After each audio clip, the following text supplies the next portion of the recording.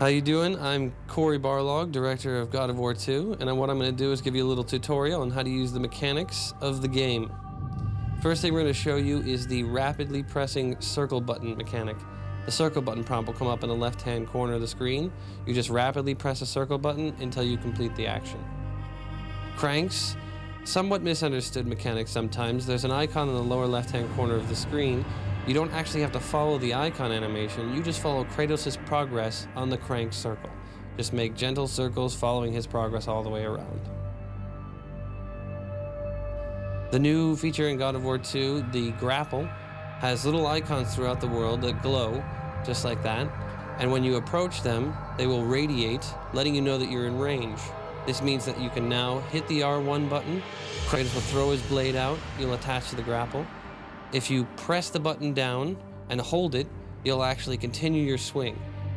As long as you keep holding it, you'll keep swinging. When you press the X button, you'll release and you'll be able to continue on to either the next grapple or where you need to go.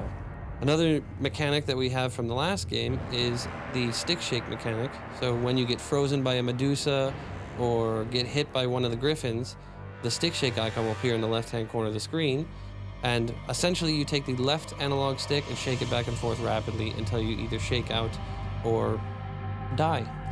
The circle button appearing above the creatures basically indicates that you can go and grab the character and enter a CS minigame. These are the stick swoop icons, one of the tougher minigames. All you need to do is just follow the prompt on the screen with the left analog stick and make circles in the shape that the icon is there. It's pretty simple, but very difficult sometimes.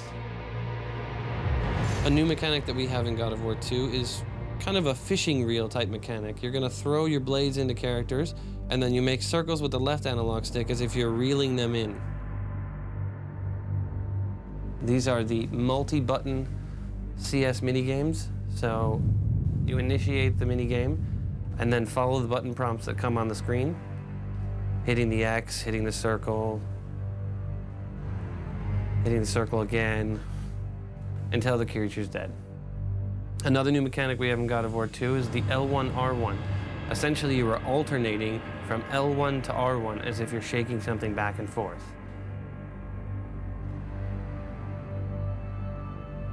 These are the Amulet of the Fates statues.